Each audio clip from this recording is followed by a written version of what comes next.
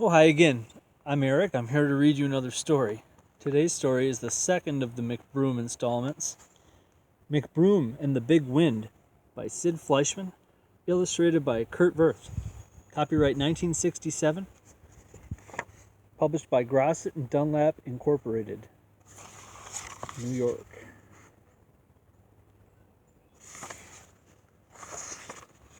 I can't deny it. It does get a mite windy out here on the prairie. Why, just last year a blow came ripping across our farm and carried off a pail of sweet milk.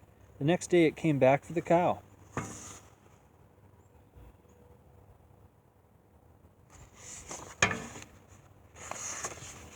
But that wasn't the howlin', scowlin', almighty big wind I aim to tell you about. That was just a common little prairie breeze. No account, really. Hardly worth bragging about. It was the big wind that broke my leg. I don't expect you to believe that. Yet, I'd best start with some smaller weather and work up to that bone breaker. I remember distinctly the first prairie wind that came scampering along after we bought our wonderful 1-acre farm. My, that land is rich. Best topsoil in the country. There isn't a thing that won't grow in our rich topsoil, and fast as lightning.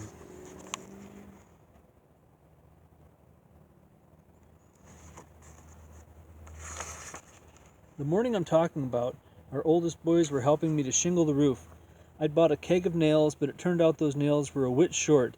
We buried them in our wonderful topsoil and watered them down. In 5 or 10 minutes, those nails grew a half inch. So there we were, up on the roof, hammering down shingles. There wasn't a cloud in the sky at first. The younger boys were shooting marbles all over the farm, and the girls were jumping rope. When I had pounded down the last shingle, I said to myself, "Josh McBroom, that's a mighty stout roof. It'll last 100 years. Just then I felt a small draft on the back of my neck. A moment later, one of the girls, it was Polly as I recall, shouted up to me. "Pa," she said, "do jackrabbits have wings?"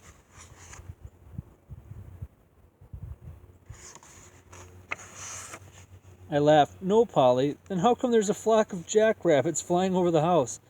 I looked up. Mercy! Rabbits were flapping their ears across the sky in a perfect V formation, northbound. I knew then we were in for a slight blow. "Run, everybody," I shouted to the young'uns. I didn't want the wind picking them up by the ears. "Will, Jill, Hester, Chester, Peter, Polly, Tim, Tom, Mary, Larry, and little Clorinda. In the house. Scamper." The clothesline was already beginning to whip around like a jump rope. My dear wife, Melissa, who'd been baking a heap of biscuits, threw open the door. In we dashed, and not a moment too soon. The wind was snapping at our heels like a pack of wolves. It aimed to barge right in and make itself at home. A prairie wind has no manners at all.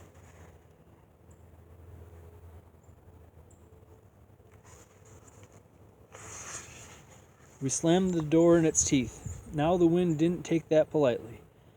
It rammed and battered at the door while all of us pushed and shoved to hold the door shut. My, it was a battle, how the house creaked and trembled. "Push, my lambs," I yelled. "Shove!" At times the door planks bent like barrel staves, but we held that roaring wind down. When it saw there was no getting past us, the Zephyr sneaked around the house to the back door. Howsomever, our oldest boy, Will, was too smart for it. He piled Mama's heap of fresh biscuits against the back door. My dear wife, Melissa, is a wonderful cook, but her biscuits are terrible heavy. They made a splendid doorstop.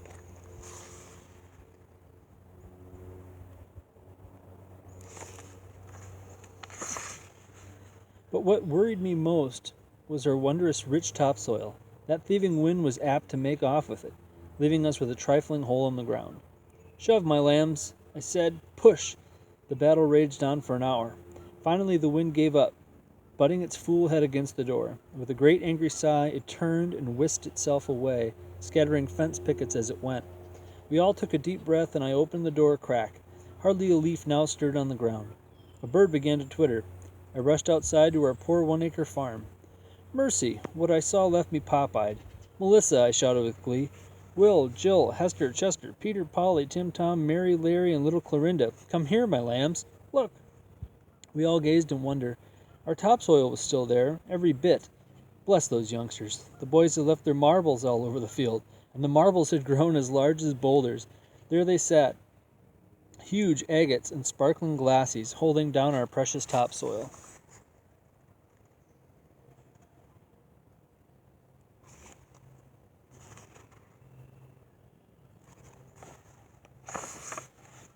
But that rambunctious wind didn't leave empty-handed.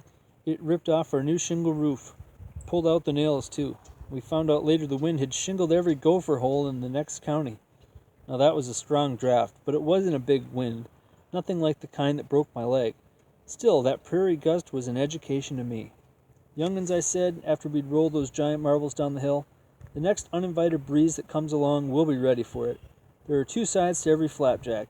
It appears to me the wind can be downright useful on our farm if we let it know who's boss."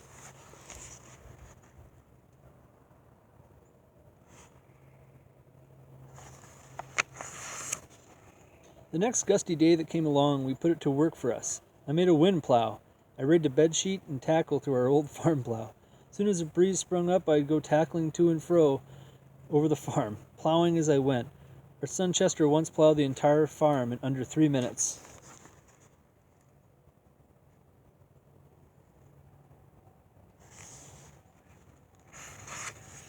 On Thanksgiving morning, Mama told the girls to pluck a large turkey for dinner. They didn't much like that chore, but a prairie gust arrived just in time. The girls stuck the turkey out the window. The wind plucked that turkey clean, pin feathers and all.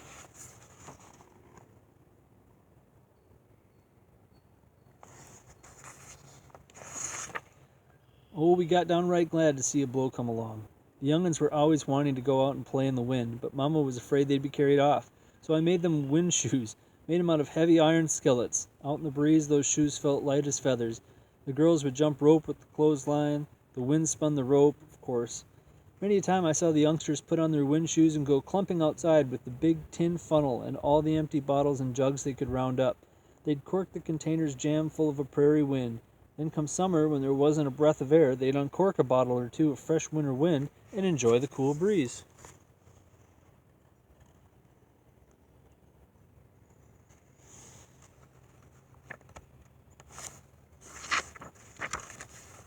Of course, we had to windproof the farm every fall. We'd plant the field in buttercups. My, they were slippery, all that butter, I guess. The wind would slip and slide over the farm without being able to get a purchase on the topsoil. By then the boys and I had reshingled the roof. We used screws instead of nails. Mercy, then came the big wind. It started out gently enough. There were a few jackrabbits and some crows flying backwards through the air. Nothing out of the ordinary. Of course, the girls went outside to jump the clothesline, and the boys got busy laying up bottles of wind for summer. Mom had just baked a batch of fresh biscuits. My, they did smell good. I had a dozen or so hot out of the oven, and that turned out to be a terrible mistake.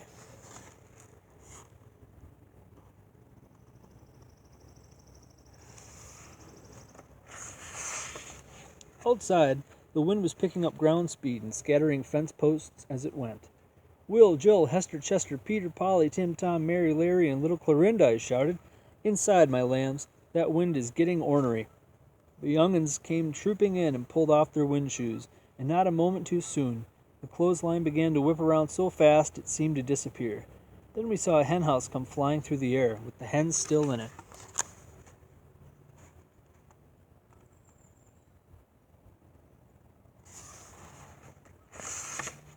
The sky was turning dark and mean.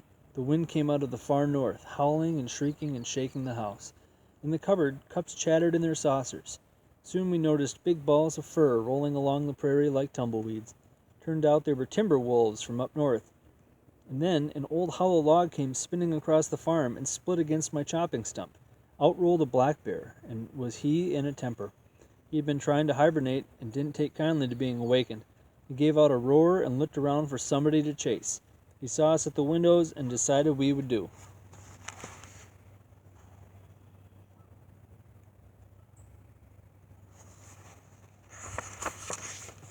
The mere sight of him scared the young'uns, and they huddled together, holding hands, near the fireplace.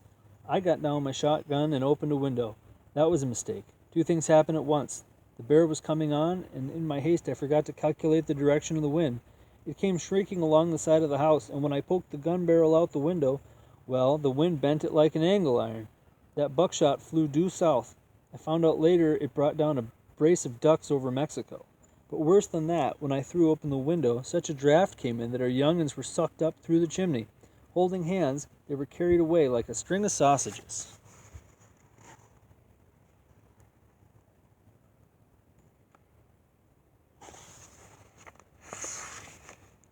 Mama near fainted.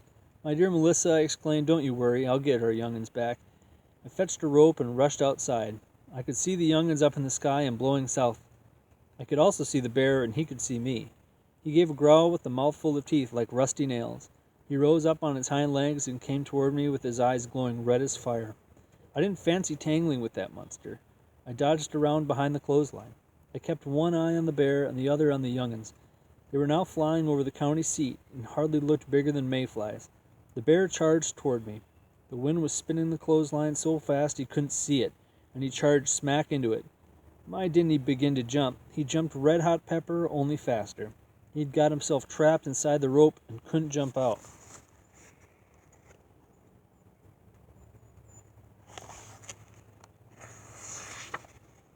Of course, I didn't lose a moment. I began flipping my arms like a bird. That was such an enormous big wind, I figured I could fly after the young'uns. The wind tugged and pulled at me, but it couldn't lift me an inch off the ground. Tarnation, I had eaten too many biscuits. They were heavy as lead and weighed me down. The young'uns were almost out of sight. I rushed to the barn for the wind plow. Once out in the breeze, the bed sheet filled with the wind. Off I shot like a cannonball, plowing a deep furrow as I went. Didn't I streak along, though? I was making better time than the young'uns. I kept my hands on the plow handles and steered around barns and farmhouses. I saw haystacks explode in the wind. If that wind got any stronger, it wouldn't surprise me to see the sun blown off course. It would set in the south at high noon.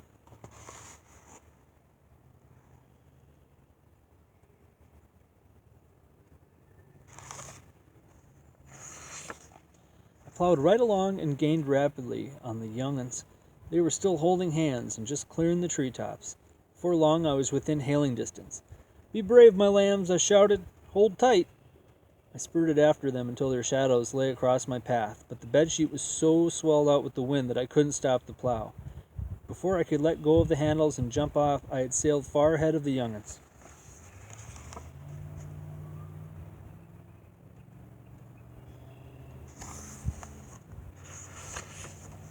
I heaved the rope into the air. "Will, Jill, Hester, Chester, Peter, Polly, Tom, Tim, Larry, and little Clorinda," I shouted as they came flying overhead. "Hang on." Hester missed the rope, and Jill missed the rope, and so did Peter, but Will caught it. I had to dig my heels in the earth to hold them, and then I started back. The young'uns were too light for the wind. They hung in the air. I had to drag them home on the rope like balloons on a string.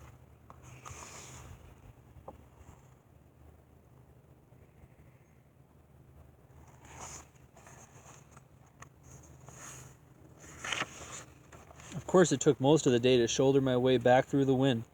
It was a mighty struggle. I tell you, it was near supper time when we saw our farmhouse ahead, and that black bear was still jumping rope. I dragged the young'uns into the house, the rascals. They had had a jolly time flying through the air, and wanted to do it again. Mama put them to bed with their wind shoes on.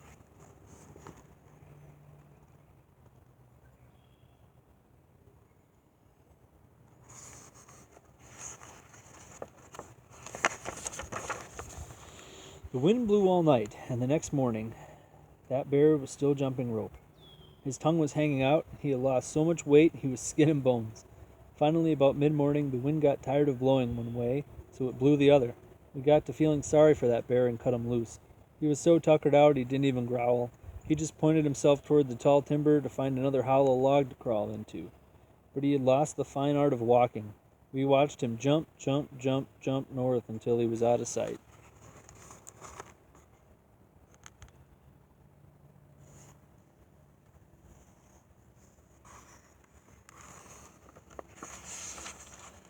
That was the howlin', scowlin', almighty big wind that broke my leg. It had not only pulled up fence posts, but the holes as well. It dropped one of those holes right outside the barn door, and I stepped in it.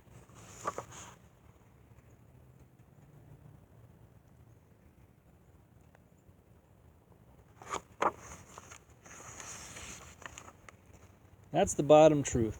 Everyone on the prairie knows Josh McBroom would rather break his leg than tell a fib.